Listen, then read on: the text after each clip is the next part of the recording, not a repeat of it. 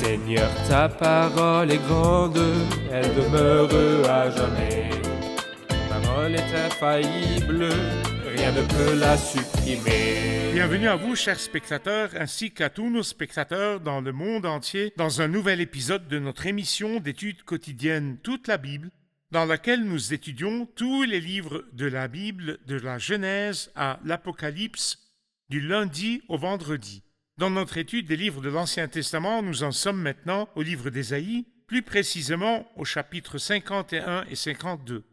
Dans l'épisode précédent, nous avons étudié le chapitre 50 et parlé du Christ, le serviteur de Jéhovah, dans son obéissance lorsqu'il était ici sur terre. Nous avons appris qu'il avait accepté cette obéissance depuis l'éternité, il a accepté la mission et qu'il était venu vers nous dans le temps. Il était obéissant et son obéissance l'a conduite à la croix. Et là, sur la croix, il était également dans une obéissance totale. Mais après sa mort sur la croix, Dieu a dû le justifier en le ressuscitant d'entre les morts. Aujourd'hui, nous allons étudier les chapitres 51 et 52. Permettez-moi d'accueillir notre invité, le serviteur du Seigneur qui est avec nous au studio, le frère Youssef Riyad. Bienvenue, frère Youssef. Merci beaucoup, frère Riyad. Bienvenue aussi à nos invités qui sont avec nous, honorés de votre présence. Nous commencerons l'étude dans quelques instants, ne quittez pas.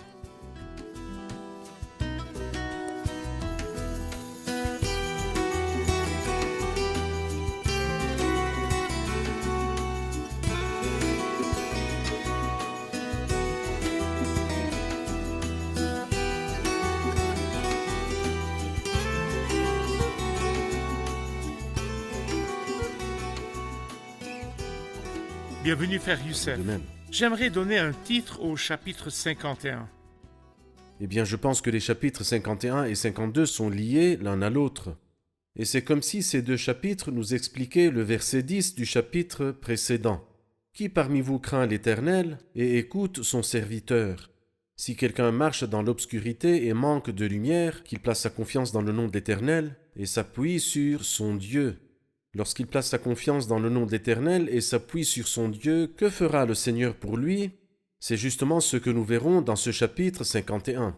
Ce chapitre dans lequel nous pouvons identifier deux idées, du verset 1 et jusqu'au verset 8, encouragement pour les fidèles, et à partir du verset 9 jusqu'à la fin du chapitre, délivrance pour les pieux ou pour les rachetés. Parfait. Les premiers versets du chapitre 51 se lisent comme suit. « Écoutez-moi, vous qui poursuivez la justice, qui cherchez l'Éternel.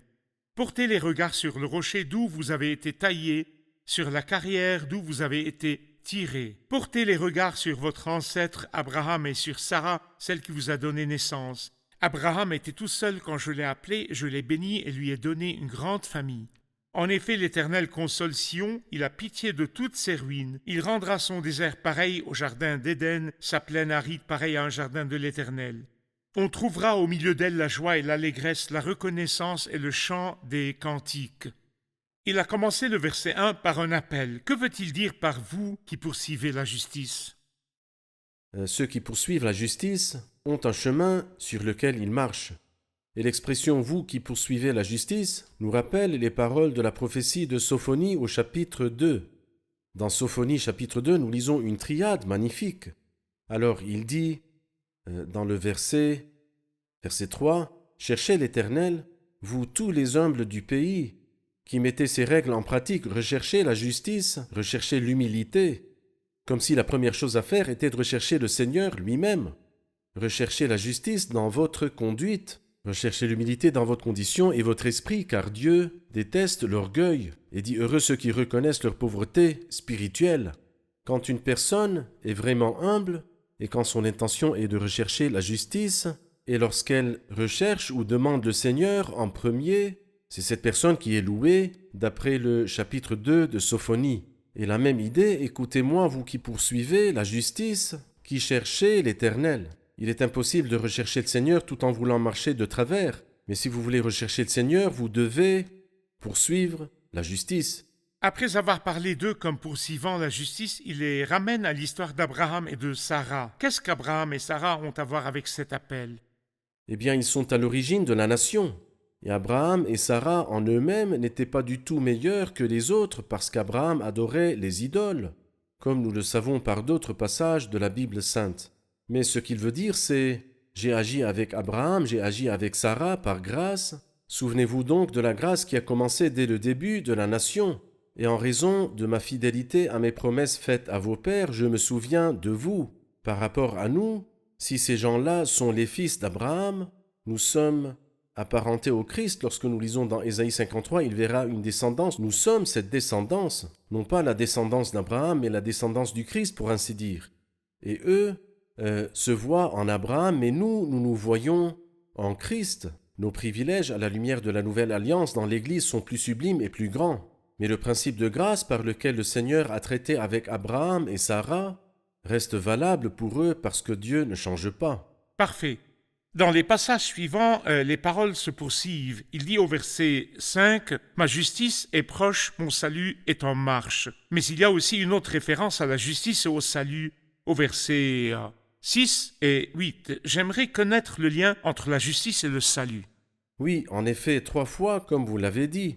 Dans le verset 5, dans le verset 6 et dans le verset 8, la justice est toujours liée au salut. Et en fait, le salut dans la Bible sainte n'est pas ce que les gens imaginent. Les gens diraient « Mais mon frère, c'est Dieu, laissez-le faire ce qu'il veut.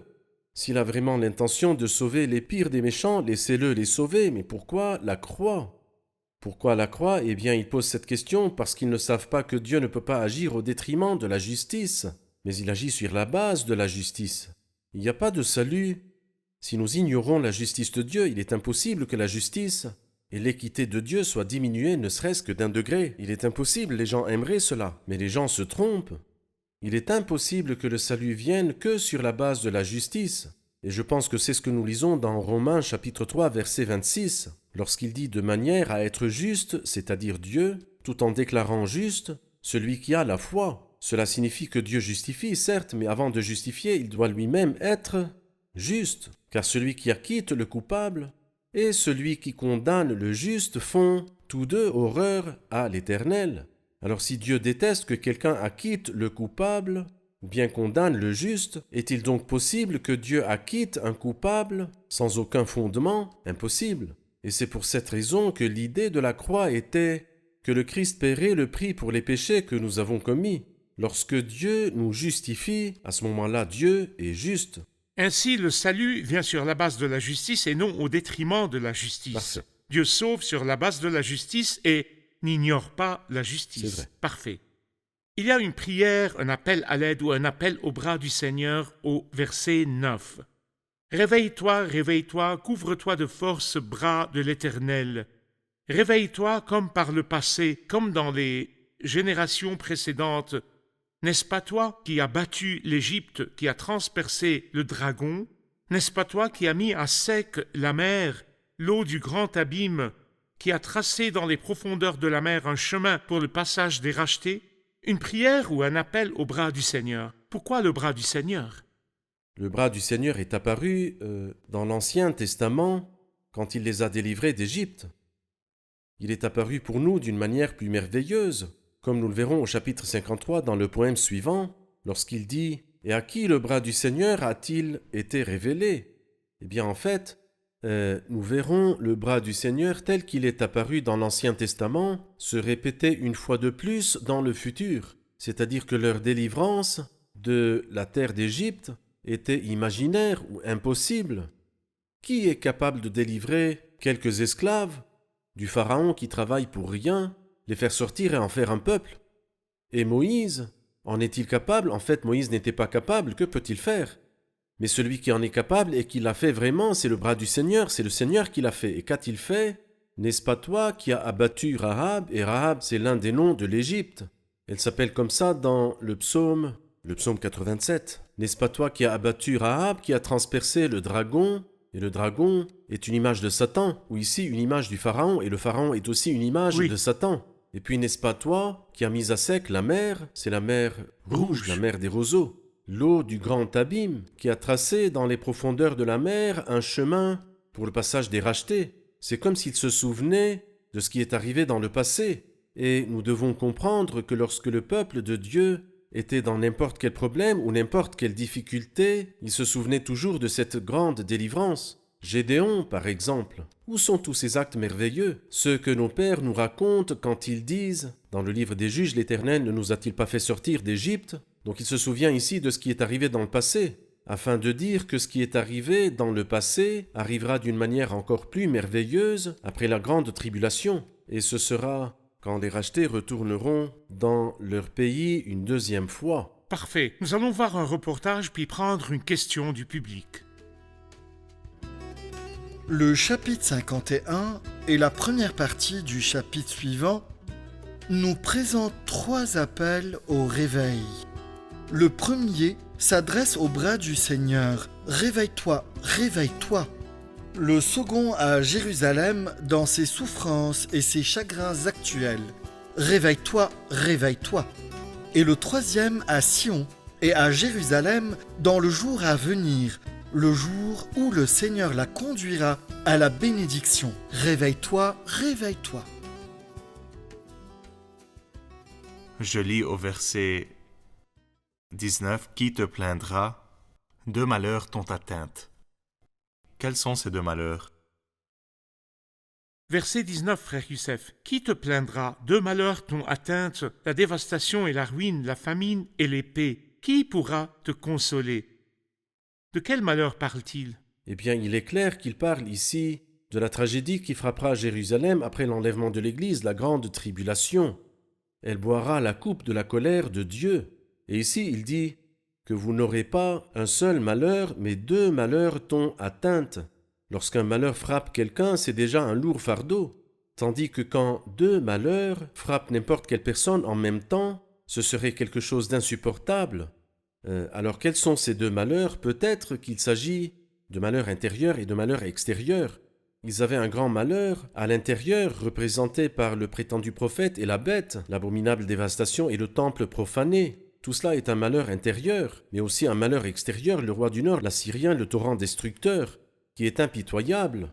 Alors nous pouvons simplement comprendre à partir de ces paroles qu'il y a un malheur intérieur et un malheur extérieur, et au point que le prophète veut consoler Jérusalem. Cependant, il lui dit « Qui pourra te consoler ?» Je ne sais pas quoi dire. Il fait comme Jérémie lorsqu'il dit à Jérusalem dans le livre des Lamentations « Que dois-je te dire? Comment te consoler ?» Parfait. Permettez-moi de revenir un peu en arrière à la réponse de Dieu à leur appel. Ils disent « Réveille-toi, réveille-toi, couvre-toi de force, bras de l'Éternel. » Verset 12, c'est moi qui vous console. Qui es-tu pour avoir peur de l'homme alors qu'il va mourir et du Fils de l'homme dont le sort est pareil à celui de l'herbe? Je voudrais commenter ici les paroles du Seigneur en tant que consolateur. Bien sûr, l'application directe ici est la suivante. Pourquoi avez-vous peur du prétendu prophète? Ce prétendu prophète, le Seigneur le détruira par le souffle de sa bouche et l'anéantira par la manifestation de son retour. Il est féroce, il vous tourmentera et vous importunera. N'ayez pas peur car je suis de votre côté, c'est moi qui vous console. Qui es-tu pour avoir peur de l'homme alors qu'il va mourir, le prétendu prophète?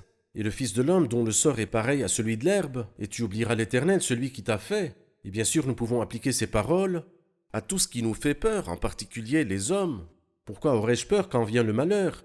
Lorsque je suis entouré par la méchanceté de mes adversaires, pourquoi? C'est moi qui vous console, dit le Seigneur. Qui es-tu pour avoir peur de l'homme, alors qu'il va mourir, et du Fils de l'homme dont le sort est pareil à celui de l'herbe? Frère Youssef, passons au chapitre 52 qui, selon vous, complète l'idée présentée au chapitre 51 et qui commence au verset 1. « Réveille-toi, réveille-toi, enfile ta force en guise de vêtements Sion. Mets tes habits de fête, Jérusalem, ville sainte. » L'appel dans le chapitre précédent était « Réveille-toi, réveille-toi, couvre-toi de force, bras de l'Éternel. » Verset 9. Ici, « Réveille-toi, réveille-toi, enfile ta force en guise de vêtements Sion. » Quel lien voyez-vous entre ces 2 chapitres dans ces appels? Alors je vois 4 appels qui se répètent. Le premier rappel que vous avez mentionné au verset 9 du chapitre précédent, « Réveille-toi, réveille-toi, couvre-toi de force, bras de l'Éternel », comme si l'initiative venait de l'Éternel. Il n'y a pas vraiment d'initiative sans le Seigneur. Il est la cause première de toute chose.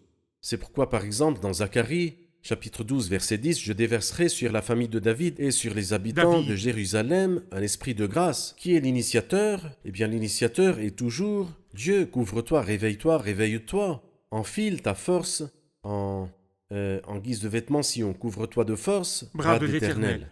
Et au verset 17, il dit « Réveille-toi, réveille-toi, lève-toi Jérusalem, toi qui as bu, donné par l'Éternel la coupe de sa colère. » Après avoir dit au bras du Seigneur « Réveille-toi », il se tourne vers Jérusalem et lui dit « Réveille-toi, réveille-toi Jérusalem, mais pas seulement réveille-toi passivement du malheur dans lequel tu étais. » Mais il est dit dans les versets de notre chapitre, le verset 1, « Réveille-toi, réveille-toi, enfile ta force, en guise de vêtements, Sion. » Il est donc clair, dans cette belle triade, c'est le Seigneur qui est l'initiateur. Le bras du Seigneur se lève, se réveille. Le résultat est « Réveille-toi, réveille-toi Jérusalem. » Tu as été humilié pendant de nombreuses années. Et la dernière chose est ce qui est dit au verset 11 de notre chapitre, « Partez, partez. » C'est comme si le Seigneur, après avoir fait allusion à la gloire de Sion, disait « Partez. » Il est temps de partir. Et nous aussi, lorsque nous voyons la ville céleste et sa sainteté, pourquoi Abraham était-il séparé des maux du monde? Parce qu'il attendait la cité qui a de solides fondations, celle dont Dieu est l'architecte et le constructeur. Alors quand nous nous souvenons de la gloire qui nous attend, je pense qu'il nous serait très facile de piétiner le rayon de miel du monde, qui n'est en réalité que du caroub pour des porcs. C'est donc le bras du Seigneur qui prend l'initiative. Oui. Ensuite, le bras du Seigneur relève cette nation de sa chute et la revêt de force. Ensuite, il y a un appel à se retirer du mal et de l'impureté. C'est vrai. Très bien. Et il dit, dans les premiers versets du chapitre 52, il dit de la Jérusalem sacrée, après qu'elle ait été revêtue de force, « En effet, l'incirconcis et l'homme impur n'entreront plus chez toi. Secoue ta poussière, lève-toi et reprends ta place, Jérusalem. Détache les chaînes qui enserrent ton cou, toi la déportée fille de Sion. En effet, voici ce que dit l'Éternel, c'est pour rien que vous avez été vendus, et ce n'est pas à prix d'argent que vous serez rachetés. Oui, voici ce que dit le Seigneur l'Éternel. Tout d'abord, c'est en Égypte que mon peuple est descendu pour y séjourner, puis c'est l'Assyrien qui l'a exploité sans raison. Et maintenant, quel intérêt ai-je à voir mon peuple capturé pour rien, déclare l'Éternel. Ces tyrans poussent des cris, déclare l'Éternel, et constamment, à longueur de journée, mon nom est blasphémé. Voilà pourquoi mon peuple connaîtra mon nom. Voilà pourquoi il saura ce jour-là que c'est moi qui parle. Me voici. Après avoir parlé de la force de Sion, de la force de Jérusalem, il nous raconte son histoire dans le passé et dans le futur, ou dans le passé récent et le passé lointain. Que voulez-vous dire à ce sujet, frère Youssef? Eh bien, quand il leur parle de leur histoire passée, tout d'abord c'est en Égypte que mon peuple est descendu pour y séjourner, puis c'est l'Assyrien qui l'a exploité. Certaines personnes considèrent que le roi qui opprimait le peuple à l'époque de Moïse était un étranger et que c'est pour cela qu'il opprimait le peuple. Mais je voudrais attirer l'attention à la répétition d'un mot 3 fois dans ces versets. Quand il dit « c'est en Égypte que mon peuple est descendu ». Et ensuite « et maintenant quel intérêt ai-je à voir mon peuple capturé ?» Ensuite une troisième fois, verset 6 « voilà pourquoi mon peuple connaîtra ». Eh bien ici, je crois voir la fierté. Le Seigneur est fier. Cela me rappelle un peu ce qui est écrit dans l'évangile de Jean. « Je connais mes brebis, et elles me connaissent, mes brebis. Écoute ma voix, je les connais, et elles me suivent. Mes disciples, je ne vous appelle plus, c'est-à-dire, vous êtes mes amis. » C'est-à-dire que le Seigneur est fier de son peuple. Dans l'évangile de Jean, il est fier des croyants. Ici, le Seigneur est fier de ce peuple ancien, qui a été exploité par les hommes, mais le Seigneur est fier d'eux et il les aime et leur accordera finalement la bénédiction. Il y a aussi un autre détail important dans le verset 6, « Voilà pourquoi mon peuple connaîtra mon nom. » Vous vous souvenez que lorsque le Christ est venu la première fois, son peuple ne l'a pas reconnu. Ils ont trébuché. À cause de lui, ils l'ont méprisé, rejeté, crucifié. Mais le Seigneur a dit, « Vous ne me verrez plus désormais jusqu'à ce que vous disiez, béni soit celui qui vient au nom du Seigneur. » Ils l'accueilleront lorsqu'il viendra la deuxième fois. Et nous lisons cela dans le psaume 110, verset 3. « Ton peuple est plein d'ardeur quand tu rassembles ton armée. » Le jour de sa faiblesse, ils ont trébuché à cause de lui. Et le jour de sa puissance et de sa gloire, ils vont l'accueillir avec beaucoup de joie. Puis vient une belle parole au verset 7, « Qu'ils sont beaux sur les montagnes, les pieds de celui qui apporte de bonnes nouvelles, qui annonce la paix, de celui qui apporte de très bonnes nouvelles, qui annonce le salut, de celui qui dit à Sion, ton Dieu règne. » Que veut-il dire par ces belles paroles? Des paroles qui annoncent la paix et les bonnes nouvelles. Eh bien, 3 expressions. Il dit celui qui annonce la paix, celui qui apporte de très bonnes nouvelles, celui qui annonce le salut, paix et bonnes nouvelles et salut. Où trouvons-nous cela? Nous le trouvons uniquement dans un seul endroit chez le Christ. Ceux qui s'éloignent du Christ sont misérables et pauvres. Et c'est pourquoi l'apôtre Paul cite ce verset-là, qu'ils sont beaux les pieds de ceux qui annoncent la paix, de ceux qui annoncent de bonnes nouvelles. Et lorsqu'il parle, il dit d'abord que Dieu veut envoyer des prédicateurs dans le monde entier, car comment croiront-ils en celui dont ils n'ont pas entendu parler? Et ensuite il dit la foi vient de ce qu'on entend, et ce qu'on entend vient de la parole de Dieu. Romains 10, au verset 15, il dit comme il est écrit qu'ils sont beaux les pieds de ceux qui annoncent la paix et de ceux qui annoncent de bonnes nouvelles. Cette émission ne vise pas seulement à apporter de nouvelles informations aux téléspectateurs, mais à proclamer la bonne nouvelle à tous ceux qui sont misérables et désespérés. Il y a la bonté, il y a la paix et le salut, les voulez-vous? Le Christ a toutes ces choses et il vous dit « Venez, je suis prêt ». Parfait. Prenons une question des invités. Pouvez-vous expliquer le verset 3 ? En effet, voici ce que dit l'Éternel. C'est pour rien que vous avez été vendus, et ce n'est pas à prix d'argent que vous serez rachetés. Pourriez-vous expliquer ce verset, frère Youssef? Oui, il s'adresse à son peuple, mais en réalité cela s'applique à tous les hommes dans le monde. C'est pour rien que vous avez été vendus, ce qui nous ramène au chapitre 50 que nous avons déjà étudié, lorsqu'il dit dans le verset 1, « C'est à cause de vos fautes que vous avez été vendus ». C'est-à-dire qu'il y a des gens qui ont fait comme Akab qui s'est vendu pour faire le mal. Qu'a-t-il gagné quand il s'est vendu au mal? Rien, c'est pour rien que vous avez été vendus. C'est-à-dire que lorsque je me vends au péché, qu'est-ce que j'y gagne? Prenons l'exemple du plus grand marchand et du marchand le plus méchant qui a vendu son maître, Judas l'Iscario. Mais qu'a-t-il gagné quand il a vendu son maître? Est-ce 30 pièces d'argent? Non, il ne les a pas gagnées. Il les a jetées pour aller se pendre. C'est pour rien que vous avez été vendus. Mais au jour de la rédemption, ce n'est pas à prix d'argent que vous serez rachetés, mais cela ne veut pas dire que ce sera pour rien. Dans 1 Pierre 18, vous le savez en effet, ce n'est pas par des choses corruptibles comme l'argent ou l'or que vous avez été rachetés, mais par le sang précieux de Christ qui s'est sacrifié comme un agneau sans défaut et sans tache. Alors donc le pécheur qui s'est vendu pour rien. Mais quand le Christ est venu le racheter, il ne l'a pas racheté avec de l'argent, mais il l'a racheté par le sang précieux du Christ prédestiné avant la création du monde. C'est vrai, bien que le prix soit élevé et que Christ l'ait payé, il est offert gratuitement à l'homme. C'est vrai. Parfait. J'aimerais avoir un dernier commentaire, frère Youssef, sur le verset 11. « Partez, partez, sortez de là et ne touchez à rien d'impur. Sortez du milieu d'elle, purifiez-vous, vous qui portez les ustensiles du culte de l'Éternel. » Il les appelle à se retirer et à se séparer du mal. Que voyez-vous dans cela d'un point de vue prophétique ou pratique? Historiquement, il leur a dit « Vous quitterez Babylone, alors faites attention à ne rien toucher d'impur.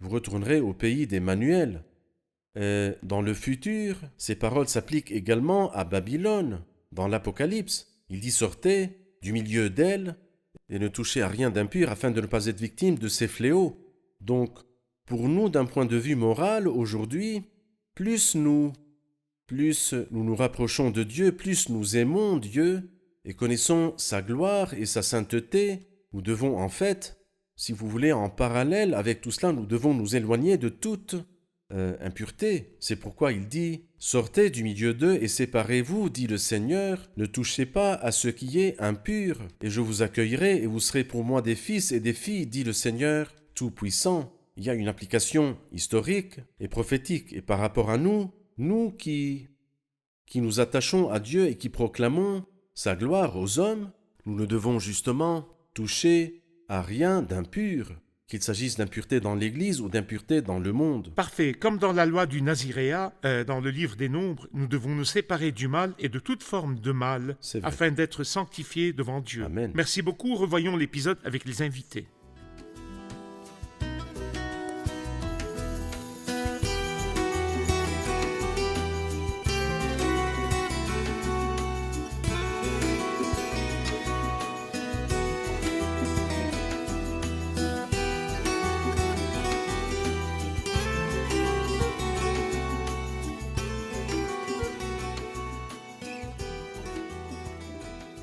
Bienvenue. Au chapitre 51, versets 5, 6 et 8, il y a un lien entre la justice et le salut à 3 reprises. Que voyez-vous là?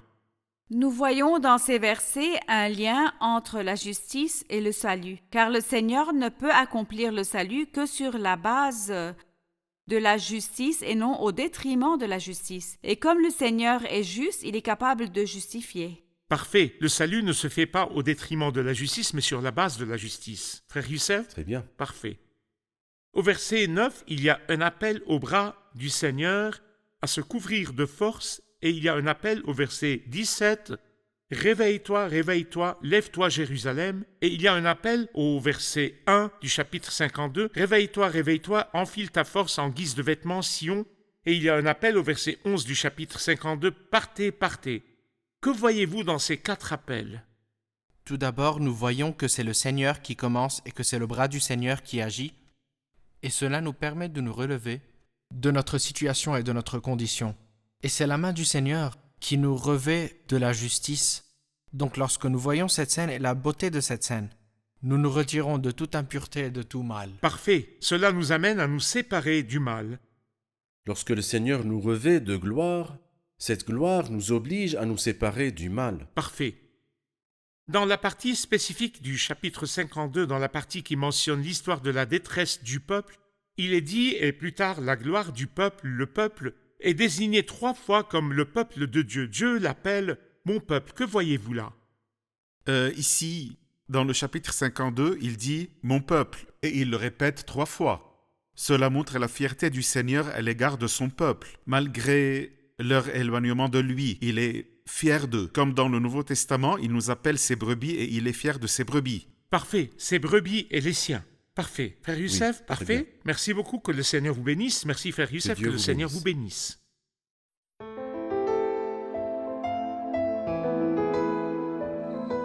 Seigneur, ta parole est grande, elle demeure à jamais. Ta parole est infaillible, rien ne peut la supprimer.